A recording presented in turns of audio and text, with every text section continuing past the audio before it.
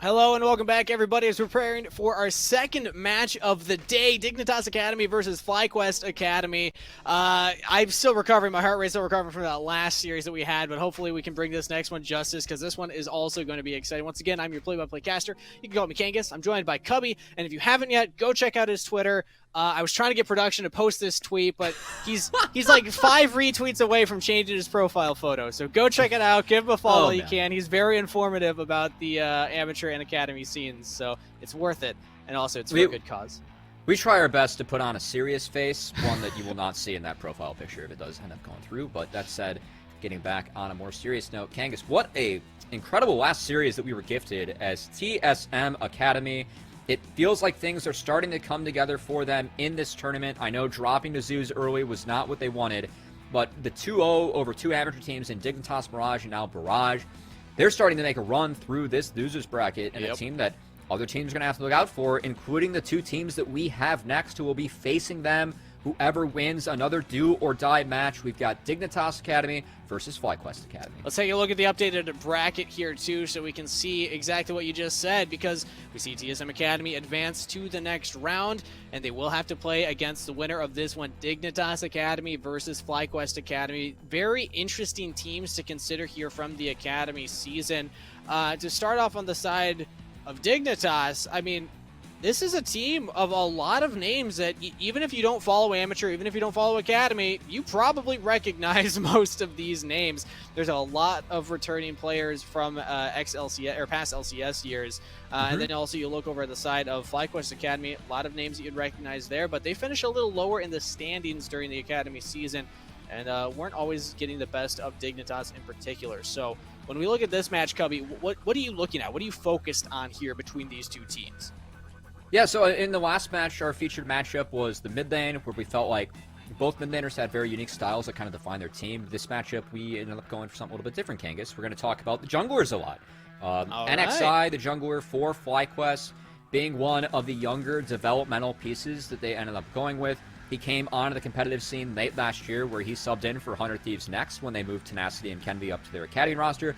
NXI stepped into the jungle and did not miss a beat following up Kenvi. That is saying a lot, as he managed to make it from 2 scouting grounds, then got picked up by FlyQuest. And Acadian, who, a name that you've seen quite a bit on LCS, someone that has been a part of TSM, the organization that we just saw get their win earlier today, but has been a highlight for the Dignitas team. A lot of plays are ran through him, and we have someone who, a little bit more experience under his belt, a lot of games, someone that keeps on trying to make it into the LCS and has given us a lot of reasons why in Academy, going up NXI, who has very much done the same for FlyQuest. And I think that in this matchup, I'm just kind of curious to see how this gets going, because both teams coming into this, Kangas, have a little bit of a unique play style, whereas Dignitas, they like to play a little bit more for early game, but FlyQuest very much seed early game and play for those later dragons.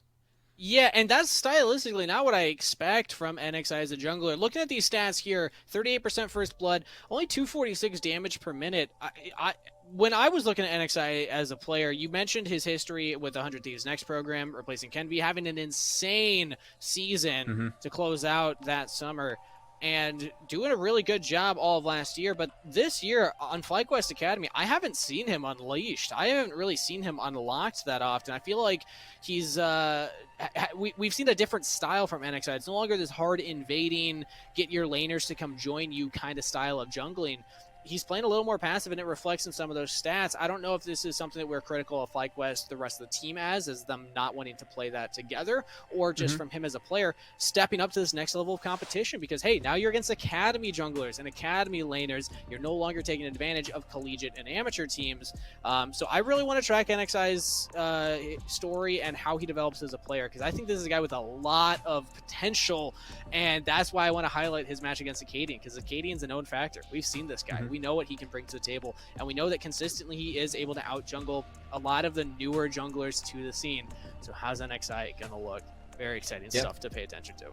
And in the head-to-head in the season, Dignitas did get the best of them, right? That's the only game that we have on record between these two teams. But I think going back to NXI, that point, Kangas, it actually fits in stylistically a lot with what FlyQuest like to do, which it's very different when they seed early game. really like to play around scaling, and I think a lot of that comes from their carries. Tomo, fantastic late game positioning, 80 carry. We've seen a lot of highlights from him. Triple, so good on the Azir and the Twisted Fate, but can also, plays Orianna Victor. They oftentimes default to mages. Kumo likes the scaling top line picks as well. So a lot of FlyQuest games, we see them, they opt into losing gracefully for the first 15 minutes. They try and take a composition that can really start to win teamfights around the third dragon. And when you go in only down 1k gold with a scaling Victor or a scaling Orianna, that's where FlyQuest really likes to hit their strides. And also their control around those neutral objectives as the game goes on, definitely a strong point for the team that we will have to look out for. So curious to see if Dignitas, they try and match that or break it. I kind of want to see them try to play early game and try and break it. That's definitely been the best style from them.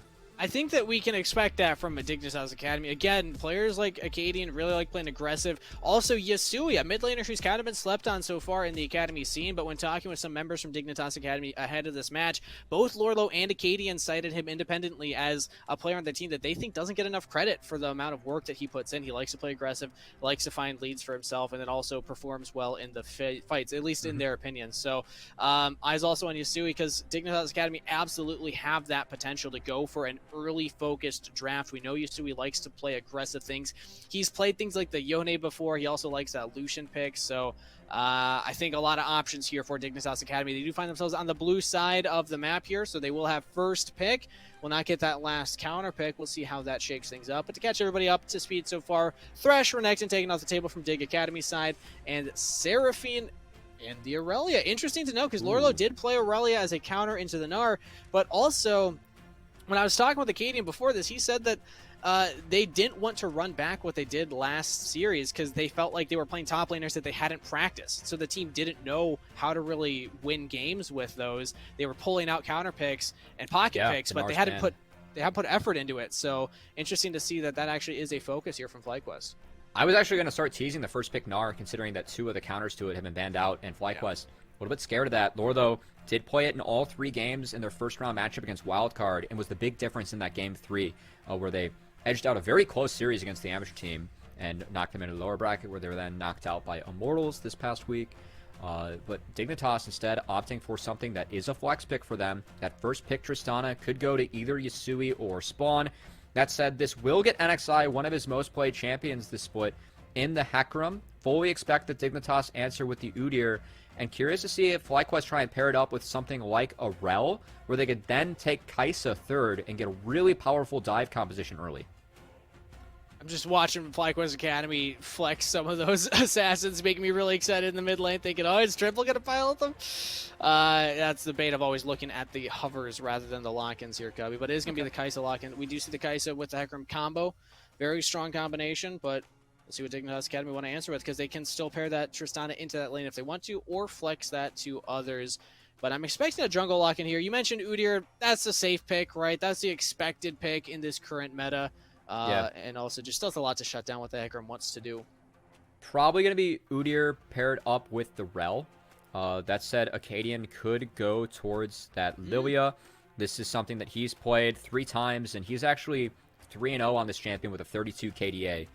Throughout the early season here between Academy and Proving Grounds. So a very successful pick for Dignitas on something that was going to be very contested between FlyQuest and Dig.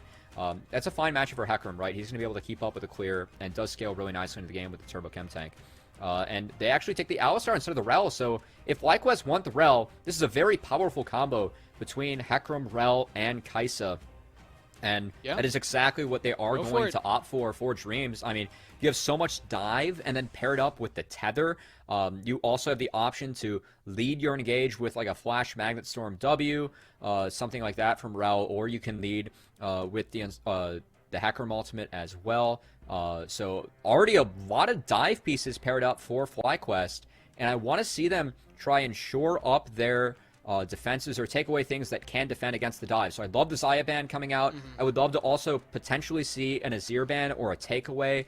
It is Triple's best champion. It's still on the board, Kangas, so they could easily blind that R4. Triple plays a lot of Azir, but lately he hasn't been opting towards it that often. He's actually played a lot of unique champions lately. Orianna, Victor, Seraphine, Lucian, pulling out champs like that. So Azir kind of has fallen slightly out of his wheelhouse, at least in the last couple games that he's played, but always an option, always something you have to be careful and afraid of. Silas ban coming out from Dignitas Academy. I actually had that as a Yasui pick here, but I guess they're thinking, okay, we got Alistair ultimate, maybe they're trying to lock in something else that will have a really big impactful ultimate, so they're preemptively taking that away from triple, but focus is here from FlyQuest, makes sense. Xayah for that peel, Camille for that kind of annoying split push style, which Lorlo does play that Camille pick. So if Azir is up, it would be a nice takeaway. They could also opt for something like a Shen, something that Kumo is very comfortable on, would pair really well with the Hecarim, the Rel to help them go in, get that dive. They did want a blind top lane. But I would not be surprised if they opt for a blind mage, which for triple, you mentioned that he has been straying away from the Azir a little bit more. Going to be taking the Victor, a little bit of a safer matchup into the Tristana if they want to put it mid in the early game, and scales really nicely. So once again, FlyQuest, we expected them to secure some scaling on their side, and it's going to be in triple in the mid lane, taking this late game mage. Yeah, we've seen a lot of Victor to play to success over the last weekend. If you're watching LAC, watching LCS, this is a very popular pick right now. It just does an insane amount of damage in teamfights, especially when you have the amount of lockdown that a Hecarim and a Rel can bring. But okay, we do see it locked in. Yasui, this is an OG pick for Yasui. He hasn't played, I don't know if he's played it once this year. Maybe he did earlier on in the year, but I remember Yasui being one of the first to really break out the Yone pick. And man, this is going to be exciting to watch. Yasui loves these assassins, and into the Victor, there's a lot of playmaking potential. Yeah, and I actually really like the response here from FlyQuest with the Cho'Gath. It's got a great lane into the Scion, going to have a lot of zone control. And it's really tough for Yone to deal with the Feast and the Silence now when he has to dive in. So I want to see if Dignitas can set up these engages between Acadian and Yasui by putting members to sleep, then having that followed up by the Yone ultimate. And Kangas, this is kind of a fun pick for Yasui, because when he first came onto the scene back in 2015 on C9 Tempest, he was known for his Yasuo play on the server, this being his brother, a little bit of a similar play style somewhat, right, with like how you want to space out in lane. I want to see how he can utilize this pick, because it's something where we talked about Dignitas trying to break the early game of FlyQuest. We saw EG have a lot of success doing that. Seems like Dig wants to replicate that with taking a very strong mid-jungle duo in this early game. Yeah, when you're looking at a Cho'Gath Victor, you probably don't want to go too far into the late game. I mean, I guess you do have Scion Tristana, so you have some options for yourself, but you're looking to get this Yone ahead. You're looking to play through the Yone in the early to mid game and really snowball that to your advantage. Probably look at some early Rift Herald focus, even get some plates onto this guy, because if you can get him out of his lane, break that mid turret early, and get him roaming around, this really opens up a lot of options for Dignitas Academy's composition right now, because they do have a lot of roam potential here. So I like this. This is exciting. I mean, if you're in the losers bracket and you're coming into game number one, why not do it? Give us some spice for game one. And yeah, I couldn't ask for much more than this coming in from Dignitas. Yeah, and we're going to have to keep our eyes out on Dignitas early, right? We're kind of painting this picture how they might want to take some of that more mid-jungle tempo, try and get ahead early, because FlyQuest, they love the seed early game. And we see that right here, right? They're taking laners that scale up in the solo lane. Their bot lane should be able to somewhat answer, but this is going to all be about Acadian and Yasui. What can they do early to put NXI behind, put FlyQuest behind, and try and snowball a win before those picks get out of control, as we are onto the Rift for our first game of our second series today, Kangas. We'll see what their strategy is here. Battle lines have been drawn from both teams. No early invades. We haven't seen any invades so far today, and it looks like that won't change in this game regardless. So just feeling each other out at the early stages. Yasui, obviously eyes will be on him, right? We got to keep watching this Yone in this laning phase, because Victor, there's not a lot of tools that he has to actually deal with the kit that Yone brings. Yone, I mean, there's a chance Yasui can even get like solo kills, although he did opt for the teleport instead of the ignite, something that would help him out in that regard. But regardless, he can just really harass Victor from that range, and until Victor has that gravity field, can't really stop it, and even then, it's hard to pull that one off. So, I'm sweating if I'm triple right now, thinking NXI, you got my back, right? You're gonna perma-gank mid. You got me, buddy. Yeah, and that's something that we're gonna have to see, because this mid lane for triple, Usually Victor are usually a very stable pick in the mid lane, but against a Yasuo and a Lilia, can easily get very unstable in this state. So gonna have to see if Dignitas can really pressure the Victor, as in this early game, I always like to look out for early Lilia paths, Kangas, because she can do a lot of creative things, like go from Raptors to Raptors or Raptors to Wolves. Lilia not going to opt for that FlyQuest intelligently. You can see they snuck that ward down on Lilia's Raptor camp, so they're trying to get a little bit of early tracking with her. I don't think FlyQuest level 1 was strong enough to really ensure a dominant invade, so it's going to be a handshake of clears, which once again, we talked about how time is the friend of FlyQuest in this game. They want to scale up to those 2-3 item points where this Hecarim, this Victor, this Cho'Gath really start to hit their stride. So anything they can do to handshake's good for FlyQuest. So overall, good start for them. We're going to have to see what Acadian can do as the game goes on. They do have a pushed bot side. Tomo and Dreams hit that level 2 first. Couldn't really capitalize on it, but they are trying to shove this in right now. And actually, Yasui is taking some poke here. This is what the Victor can do. You struggle against the all-in of the Yone, but if you can poke him out enough in the early stages, you can kind of get to a point where he's always in too big of danger to actually try and all-in you. Because, yeah, he's just too low of health. But, oh, what a stun there from Dreams, preventing the engage from JJ. But Acadian's here, too. They're just going right in. That's a flash pulverize onto Tomo. He's ignited. He will go down here. Who gets a kill? It's Spawn. AD carry picks it up. Dreams flashes away, but I think he's falling, too. Acadian picks up that one, too, in succession for Dignitas Academy. What a way to start the game. And you can see Acadian, he dodged out the ward on the Raptor camp, got his red buff, and just went straight to bottom lane. So he actually skipped over 2 camps to hit that timing, but I'd say that pays off tenfold for Dignitas, Kangas, as that double kill early in the bot lane really going to set FlyQuest behind and give Dignitas a lot of priority on the map. And we saw that play set up there from FlyQuest. They pushed in. They were trying to shove that wave and try and get some CS denied from spawn, because if you're Tristana farming under turret, it can be kind of hard. You can easily hurt the wave on yourself. But yeah, well read by Acadian, realizing, nope, I can just go for that gank. Yasui also spotted that ward dropped on the Raptors, so obviously the team's communicating and saying, no, just path around it, get to that bot side as quick as you can. He's going to be a little behind in the farm clear, but definitely worth it. I just love the proactivity, too, from JJ. The Q flash, knowing that Tomo would go down. Tomo didn't even burn the flash. Dreams does, but still goes down for the sins of the bot lane. FlyQuest just not respecting the potential for that timer. And great early play from Acadian to dodge out on the ward that they saw was placed and get the punish off in the bot lane, as Yasui going to get a nice freeze here, most likely forced to teleport out of triple.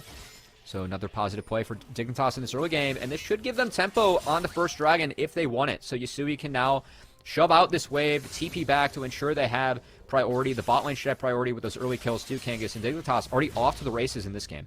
We were talking, that's what the composition wants to do. I didn't necessarily expect it to be a Spawn and JJ receiving the first gank. I thought it would be Yasui, but regardless, it's Dignitas making the first play, right? It's them realizing we have a timer to play around, and we want to actually capitalize on that when we are at the strongest. Dragon just spawned on the map, so can they do it again? They're still shoved in on the bot side. Tomo and Dreams, same game plan, just shove these waves. Try and keep control here for themselves, as Lorlo does go for his first back. And okay, we see TP from Yasui going mid, so yeah, if I'm Dignitas, I'm looking at this dragon thinking this is where I want action to happen next. Yeah, you can see Acadian doesn't have any other camps to do, so he is peeling straight towards that dragon. With this bot lane shoving back out, that's where they're going to be looking to possibly make their mark, but instead going to actually step on a ward in the bot lane, as Dignitas might be looking to repeat, but FlyQuest a little bit wiser to it this time around. It is warded, and I would expect Dignitas to now fully shove out this wave and try and get the reset to take this dragon early. They have the early game priority with this Lilia and this Yone, and so the fact that they are using it to try and get these early objectives and try and scale into the game, threaten Mountain so early, good play from the Academy squad here, as they are doing what their comp should be doing in the early game. Did you just make a 1-3 prediction that we're getting Mountain Soul? That's a bold call right there, Cubby. Did I? I heard Mountain Soul come out of your mouth, and I mean, you're right. There's a chance, because we see Infernal as the first one, but wow, I mean, you'll put money on that bet? I'm not sure. That's one of the three. I don't like those odds, and I already bet my Twitter profile picture today, which that's pretty high stakes for me. So I think we're You're not feeling that on confident. All right, I respect Yeah, not it. feeling that confident on that one. As we'll Dignitas, see what the Elder Soul or the Dragon Soul is going to be, but Dignitas are prepping it, right? They finally get the push on their bot side. Tomo and Dreams are actually going for a reset, so it feels like FlyQuest are accepting, yeah, we're not fighting for this objective. If they want to take it, they're free to do so. We're still scaling. We're still trying to get items before we try and make anything happen. Yeah, and this is the play that we're expecting out of FlyQuest, what we've seen them, how they've gotten here. I think that one of the recent series that I actually saw and casted was the finals for Northern Arena Kangas, where FlyQuest, they took second, they dropped the best of 5 3-1 to Team Liquid, who were out of this tournament. But FlyQuest did this consistently in the best of 5, where they would, if they're okay giving away some of the early objectives, they take the scaling, and then they'd really try and hit their stride. And we see them drop down in gold, but it's always controlled, right? As, Yasui goes for the all-in. That's a flash, but look at that. Dreams is there. The turret shot. It follows back. That was a Chad play, Yasui. I don't know if you just miscalculated. You were close. You almost took down triple, but with Dreams right there, he didn't quite have enough. Well played by Dreams to get that stun. Yasui bites a little more than he can chew. Yeah, it goes back to the Spirit after the Fate sealed, and turns out that his Fate sealed as Dreams, as you mentioned, Kangas, in the right spot at the right time. We love to see those well-timed support roams, as Yasui just not respecting that timer. Gonna drop early as he sees Dreams. Yeah. Oh. The flash of the stun, he just wasn't able to get another auto attack off, or Q, to make sure that he was able to pop triple. And that ends up being a kill going over to FlyQuest, as now the gold lead, it settles, right? And even though they're down in the early Dragon Kangas, FlyQuest on even footing, this is exactly where they want to be at this point of the game. That's one of those moments where you look at the play and you think, that was kind of an ego play, right? Like, you see yourself in a 1v2, you see he's feeling himself, he's like, I got my Yone pocket pick, I could take this. If you get that kill, sure, yeah, you just got a solo kill, you use your flash for it, but the chances of getting that, it's one of those, like, high risk, high reward types of plays. Was it so they did get the flash at triple. Maybe they can find more, but Acadian doesn't actually get the sleep right there. Doesn't commit for that. Yasui doesn't have his ultimate yet, but once that ultimate's off cooldown, yeah, you're right. They absolutely could look for the re-engage there onto Triple, who now in a much more vulnerable state. But here, engage onto the bot side. JJ could be the focus right now. He's got the Aftershock, but he's not level 6 yet. Does not have that ultimate available, but still healing up. Spawn doing a lot of damage to Tomo. Uses the ultimate, but now here comes NXI. Can't actually get onto Spawn. Rocket Jump was available, but he does have to flash and heal as well, so all summoners gone from Dignitas Academy's bot lane. NXI, right spot at the right time, supporting the bot lane, who was getting all ins, as it was a decent timer for Spawn and JJ to fight. They also had Acadian in the area, but no blood, just to burn a summoner spells. Kangas as this early game, although it's only 2-1, I like the fact that Dignitas are still looking for these plays. Acadian's still keeping up in jungle tempo and utilizing this ability early to make sure that they still have first say on the map with these plays. That's exactly how you want to play this matchup, and not everything's been going the way of Dignitas, but they at least have the right idea of like what their comp should be doing, right? And that's exactly what we want to see out of these Academy boys. Playing aggressive, playing for the early game right now. Wondering, though, have they done enough in the early stages? I think that death from Yasui really put them behind. They need to make use of this window that Triple doesn't have flash in order to actually kind of turn that game back into their favor right now. But they also go for an interesting play here. Lane swapping Spawn and JJ up to the top half of the map, going for this Rift Herald. It's going to be spotted, so FlyQuest will know that this is happening, but they still have Tomo bot side. They cannot answer in the same regard, so I don't know if they go for a contest right now. FlyQuest once again seeding this, although they do have their support. They might be looking for a late engage. They don't have ultimate on the Hecarim, and I think that's ultimately going to be what dissuades them from going for anything, as Acadian is going to secure Shelly. Tomo on the bright side is able to pick up a solo play, a little bit of solo XP. Never bad on your 80 carry. But Dignitas, they make the first play, the first rotation, and they do get access to Shelly. We're going to have to see how they use it, Kangas.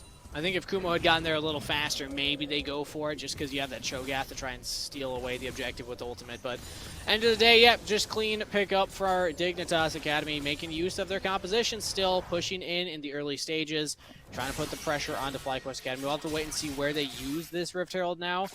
Again, I'm looking at Yasui as a prime target. If you get more gold onto this Yone, yeah, he had that one solo death. It was a little awkward, but you got to reset after that and still try and get gold onto this big assassin who can just blow up Triple or Tomo if he can get on them in a team fight.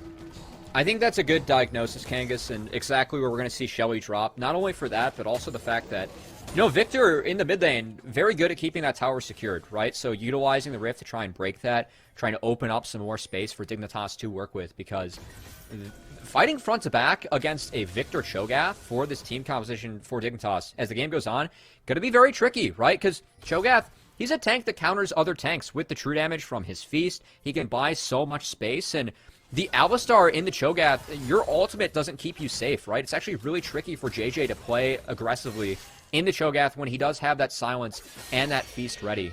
So we're going to have to see if Dignitas can continue to snowball early. Yeah, here we go. Yasui could be in some trouble right here. Uses the ult to get away. Actually knocks up NXI under turret, so good outplay from Yasui. Rift Herald will drop bot side. Yasui might just turn this. He's doing a lot of damage to NXI. Wow, those crits actually hurt for quite a lot right now. Plates onto spawn. Seems like the idea is, no, we don't need Yasui fed with these plates. We instead want to put them onto Tristana. And now focusing on the Dragon. So Dignitas Academy keeping their eyes on objectives. Teleport coming in here from Triple. Also used by Lorlo actually joining in.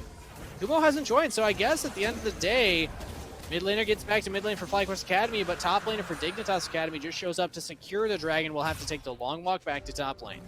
And FlyQuest, once again, we can see how they're okay seeding these early objectives, Kangas. They get the TP out of Lorlo. They say, you know what, that's fine. We got an extra summoner spell. We're just going to have Kumo shove in top, crash a wave, get a plate for himself, and then, get a clean reset so we can get back out onto the map first. As FlyQuest, they are down early, but with their team composition, these plays are being calculated by the Academy team on the red side, Kangas. And they are now in a position where, towards this third Dragon, where you start to have to contest just to prevent this soul point, FlyQuest are going to feel like they're in a much better position to contest. And to be fair, I mean, we saw in the first series when Barrage tried to contest too early, things did go pretty sour for them. So I like the discipline, the restraint that we're seeing out of FlyQuest here. This is something that we expected out of the way they played the game, and it's good to see it come to fruition early. Does not seem like they're playing, like on a too early of a timer, right? They're playing very patient. They're not playing rushed. Playing controlled. There we go. That's the word I'm looking for. They're playing very controlled right now at this stage of the game, saying, okay, we want items on Triple to say the least. Once he gets that mythic, maybe they can go for something else, but they're starting to get those mythic items elsewhere. Tomo has picked up his first, Kumo as well.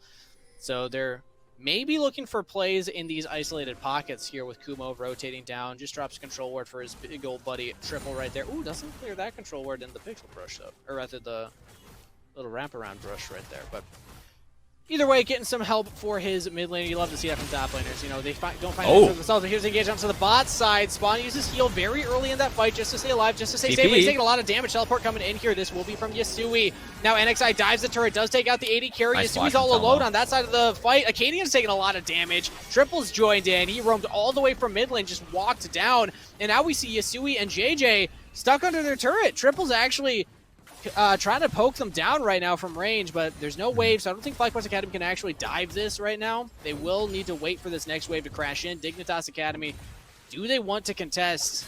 Looks like they will, because FlyQuest are backing off. And this is what we talked about with FlyQuest, right? They see an angle, they've hit a timer where they're now feel a little bit more comfortable fighting with their champions. They're able to take out Spawn, deny 2 waves under tower, and the gold lead, once again, it's even with FlyQuest having the scaling composition. This is the control play that we were looking for out of this Academy team, Kangas, and it's a play style that it's very different from the other teams in this tournament, but because FlyQuest execute it so well, makes them a team that, to me, is really interesting to watch, because we don't see a lot of other teams playing this controlled in the early game, and it's really nice and refreshing to see this Academy squad make good decisions early to just lose gracefully and still keep themselves in good position to win, as even footing with the scaling Victor, the scaling Cho'Gath, Kangas, things are looking up for FlyQuest at the moment. This is a pretty favorable game state for them, and a lot is going to come down to this next Dragon, because it's either Soul Point for Dignitas or FlyQuest get the Dragon, and they buy themselves an extra 5 minutes where time is their friend. This is where the changes to the Dragon, I know it's been a while since the changes to the Elemental Drake, over a year now, but just fun to see what it can do to the game, right? We have all these conversations about chasing that Dragon Soul, but teams playing safe, playing more patiently, having the option to scale instead.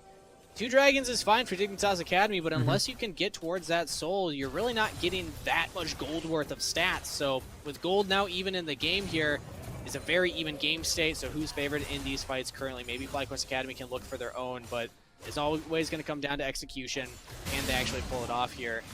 Yeah, Yasui looking for some damage around Akuma. Looks like they have swapped up their lane assignments. I believe it was FlyQuest Academy that actually opted for that, sending Kumo against the Yone, hoping that Cho'Gath can just soak him up. And yeah, and you can see that they are matching the Yone with Cho'Gath on purpose, because getting Victor in a side lane, that would be a danger point for FlyQuest, but They have members mid. They're going to pressure this wave and maybe open up some space for them to take this second Rift Herald Kangas before Dragon spawns. You can see both NXI and Triple hugging that side of the map. And now Kumo in a little bit of trouble. Flashes away very early. Acadian trying to follow up. Throws out that ultimate, but I don't know if they're actually going to take him. JJ's here. Do they go for a dive onto a Cho'Gath with a full item completed? He's a big boy, but maybe they have enough burst. Maybe they can actually take him down. They do. JJ's got such a big health bar. Plus that ultimate Kumo's limping away. He's burning. You see, he's taking damage. What a chop! He's got to go back. Is the turret going to be enough? Oh, Flashes barely keeps Yasui alive. That was so much just for a kill. Meanwhile, FlyQuest, they get the Herald. They drop it mid. They'll get first turret. Yeah, and FlyQuest, we talked about them trading across the map. Kumo, props to him, bought so much time during that fight that they were able to secure the Rift Herald for free, drop that, open up the mid lane turret, which is so important for FlyQuest. We talked about their Dragon setups. Now that this turret's down, it allows for them to set up 4 flanks for Kumo, for NXI, favorable angles for the Cho'Gath and the Hecarim to come into these fights with, and Dignitas, because that play got so delayed in the bot lane, Kangas, they were not able to set up for this Dragon. And look at this Dragon control from FlyQuest. This is what we praise the team about. They've been playing around mid, taking away the vision, and all of a sudden, because of the map state, because of how they've been able to play this one, they're just going to get a free Dragon for themselves and buy an extra 5 minutes. So once again, the game state for FlyQuest, so favorable for them, and now that their comp's starting to hit their stride a little bit more, it's really where FlyQuest hits their comfort zone. And I love seeing these very controlled decisions come out of this team. Man, we're really going to... Dignitas are putting a lot of expectation on Yasui to carry with that 1 kill that he got right there. They're like, we traded Rift Herald first turret and a Dragon for Yasui to pick that one up. All right, Yasui, go! Go get him, man. You're on the Yone. But still, matching against this Cho'Gath, this is fantastic for FlyQuest Academy. Look at the armor he's stacking right now. It's so difficult for Yasui to actually do damage to him. And yeah, I mean, even if they commit more people to another dive right now, it's still buying FlyQuest time elsewhere on the map to make things happen. They're pushing this bot side. Lorlo is not matching the same kind of push here and cashing this wave. They're just giving free pressure over to Tomo to push in that wave. FlyQuest doing such a good job of managing their side lanes, picking the right matchups. As you mentioned too, Tomo able to secure some solo gold and XP on the Kai'Sa. Now a level ahead of Tristana, which in this matchup I actually think is kind of a big deal, because if you're able to get solo gold and XP on the Tristana and accelerate her to be a higher level than what your solo lanes are, you can get access to that extra range, and if she's able to get resets, she can really make a game oppressive. One of the reasons that we see her be a meta-defining pick at the moment. But instead, it's Dignitas that are keeping Spawn in the dual lane in mid. To be fair, this is access to 2 jungle camps, but Spawn falling a little bit behind the Kai'Sa. Going to be a little bit concerning as this game goes, because he is the bridge to the late game, right? All that range and reset ability on the Tristana. If anything's going to break this Victor Cho'Gath in the late game, it's going to be the range and power of this Tristana as the game goes on. He's got JJ in the lane with him for a lot of this time, so sharing XP as opposed to Tomo, who was left alone in the bot side for, I want to say, 2-3 waves right there. So it's still a level up over Spawn, now has his support joining up here. I'm looking at Dignitas, again, for the team that wants to make something happen. You know, they cannot just allow this game to scale out of their control. They will want to look for engages.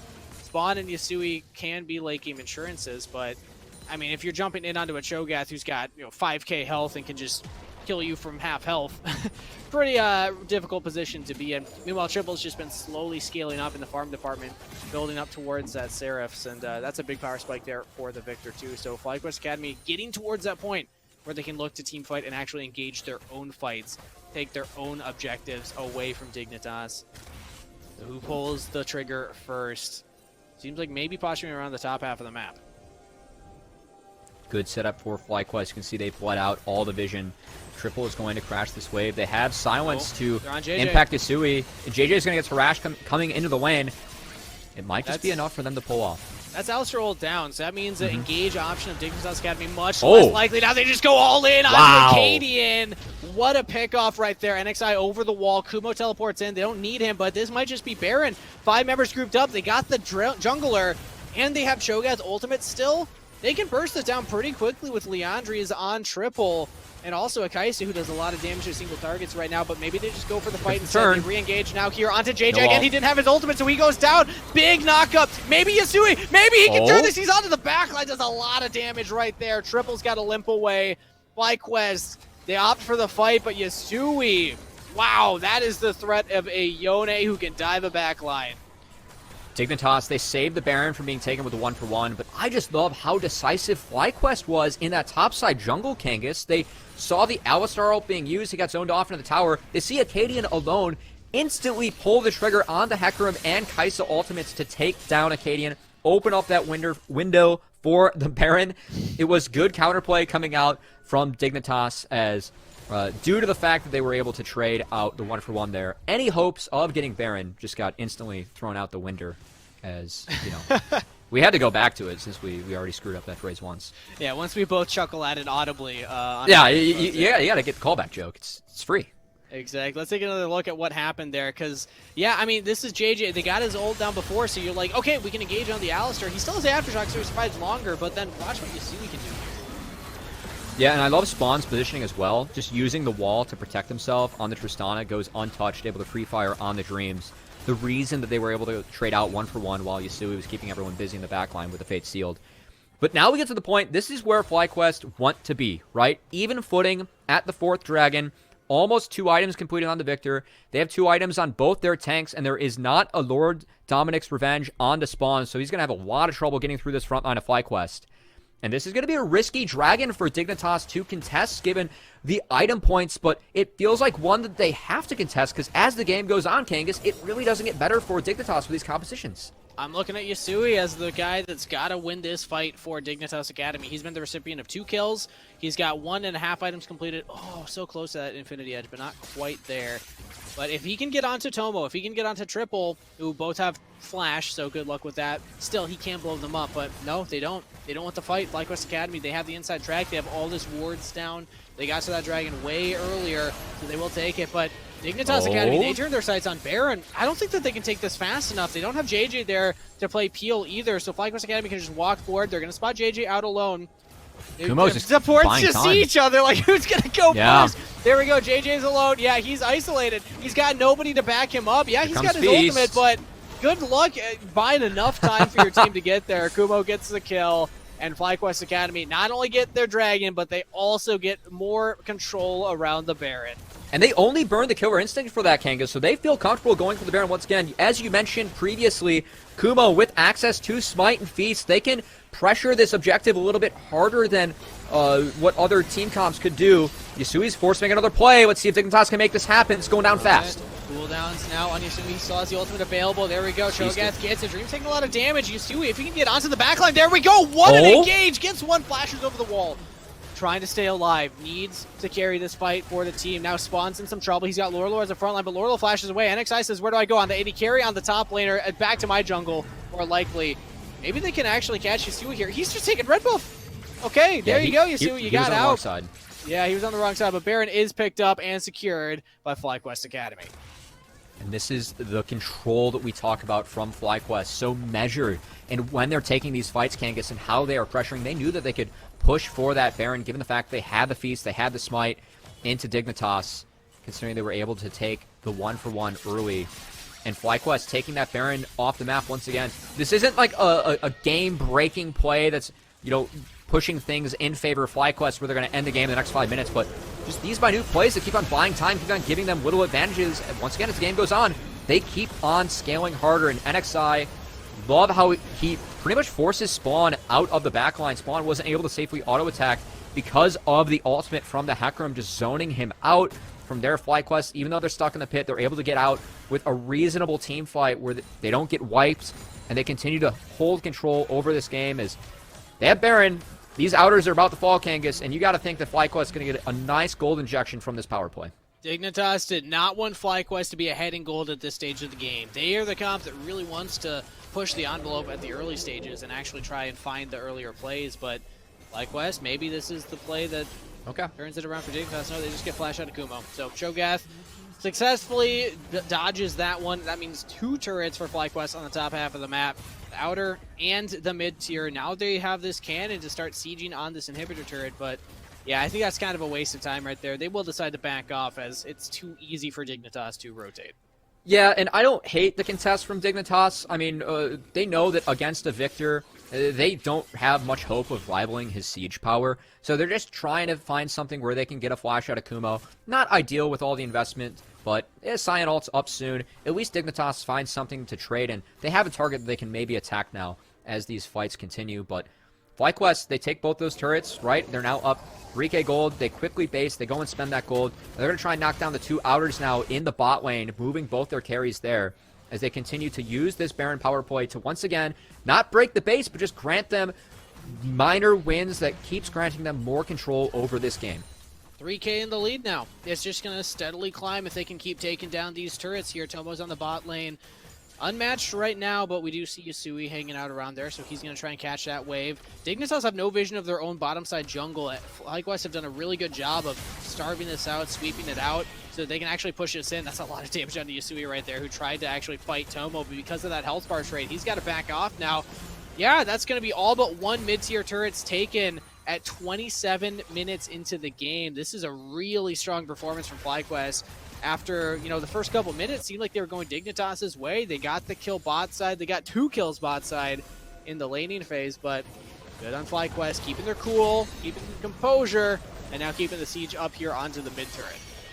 And this is just FlyQuest. This is the style they like to play. They're playing towards what they like to do, and their composition just very controlled, right? As it's a longer game. It doesn't look beautiful for the viewer. It's not a 20-minute wipe, but man, with the champions they have, it really is some pretty League of Legends as they just use that Baron to pretty much knock down all the outers. They now have complete control over this Ocean Dragon once again, and their objective control this game, Kangas, has been so powerful, and it's really just making things hard for Dignitas to snowball through the lead they were able to get early. FlyQuest just had the right answers for it, and in this controlled measure game, really benefits FlyQuest, their composition, and we're seeing them now really start to take control over this one with this 3rd Ocean Dragon going over to them. Gets them on Ocean Soul Point. Dignitas are going to trade a little bit of gold in the top lane onto Yasui, but FlyQuest still like the game state they're in. Very favorable for them. They're even going to give Kumo an extra stack here. Also just realizing that Mountains is the only dragon that we haven't seen yet, so sorry, Kobe, your prediction was off. He missed. Kumo does not actually get the stack on that dragon. Come on, Kumo. Unfortunate. He didn't calculate the Sunfire damage. It was a little bit off. True, yeah. Should have used the calculator. It was a bug. It was a bug in the game. So. But that is 3rd dragon picked up. You talk about the objective control. It's awesome to see a team that has incredible objective control, but is also willing to give over those early objectives like we were mentioning before. You know, they're not pressured to say, let's fight when we don't have our strengths. They're saying, let's fight when we do, and then control the objectives from that point forward, because they haven't lost anything. I don't even think they've lost a turret since, like, the 15-minute mark into this game. I'll have to check the tapes back on that one. But either way, having an immaculate early to mid-game transition right now. Can they transition it into the late game? They have 3 items and most of their carries. Someone's taking a lot of damage right there. Is this the engage? JJ trying to peel right now, and NXI running in onto the backline. Yeah, they just got to lock down this AD carry. They take down Spawn. They take down Yasui. He's burning down a shutdown onto Tomo. Maybe Acadian can turn this one around. Maybe he can trade 1 kill. That's all they want, just the 1, but it's not even going to happen. A triple for Tomo.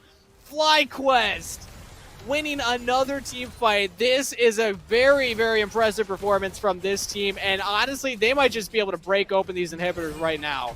It was a good start to the fight for Dignitas. Spawn chunked out Tomo significantly, but the follow-up from the Hecarim, from the Victor, Spawn just got CC locked. He wasn't able to use his flash or buster shot, underestimating the power of FlyQuest at that moment of the game. And with the carries of Dignitas being knocked out and the jungler, they're ripping towards this Baron. They might just try and burn it off the map once again, Kangas, as FlyQuest have opened this one wide open. Baron will fall very fast right now. Nobody from Dignitas will be able to contest. I don't even know if, like, Lorlo's just kind of wasting time walking up here. He's not going to accomplish much, right? Maybe they go for a crazy bowling ball. They're just trying to stall out. Yeah, Baron's gone. There was no chance. They have a TP coming in. FlyQuest is trying to retreat right now. They could maybe just win this fight still. They don't have all their ultimates available, but they do have Kumo, who's got such a big health bar. Like, Dignitas just can't kill him. They re-engage back in onto Kumo yet again. JJ goes in, but, like, what's your damage supposed to do? How's Spawn getting into this fight? Maybe Yasui gets over the wall, but he can't even kill anybody. He's on NXI, he's on Kumo, he's not on Tomo, not on that key member he needs. Lorlo caught out from the rest of his team. He's got to retreat, but he can't. Tomo picks up that kill. NXI and Kumo chasing the rest of Dignitas Academy. It's chaos in the fight, but it's FlyQuest walking out on top. Yasui with a huge engage. I don't think it's enough. Yep, a double kill to Tomo. Unfortunate to say the least, but FlyQuest will walk away with their heads held high. They get the Baron. They have Supers pushing mid. That's going to be game. The heroics on the backside from Spawn, not enough. Dignitas, they realize that if they just let them reset and set up around the Dragon, the game was lost, so they try and force there. Respect the dig for the force. Not enough, though, as they drop. JJ and Spawn now left to try and hold the base. Okay, Spawn's actually doing a good job of doing some damage. NXI very low. JJ with a good clean engage, but Spawn's just got to stay alive, and he doesn't. Unfortunate. There we go. Curse will fall. Nexus will follow. FlyQuest Academy will go up 1-0 in the series. They're one win away from continuing their run in the lower bracket. And I just love the playstyle from FlyQuest. We talked about how it's different, but it plays to their strengths, right? The triple on these late game mages, so consistent. They know how to front to back. They feel comfortable relying on Tomo and triple to really carry the brunt of the damage with these two threat comps. And their early game decision making, they're not securing leads, but they're always giving themselves a game state where at the third dragon, the fourth dragon, they feel like they can win a fight with their scaling team. They did just that in that one. And what a good game coming out from FlyQuest is they win a controlled bout in 32 minutes and take game one against Dignitas. We said a lot of that game would be decided on Yasui's Yone. If he can get fed, if he can really run away in the early game, he can actually transition that into being a threat later on. But you look at the builds coming in from FlyQuest. They had Randuin's Omens on their tanks, and their carries were always sitting right behind their tanks. So not a lot that Yasui could actually do in that one. We'll see what adaptations come through for game number 2, because there's still a chance for Dignitas to come back in this one. They got to win 2 in a row if they want to keep their Proving Grounds circuit dreams alive. But we'll see what happens after this short break, so don't go anywhere.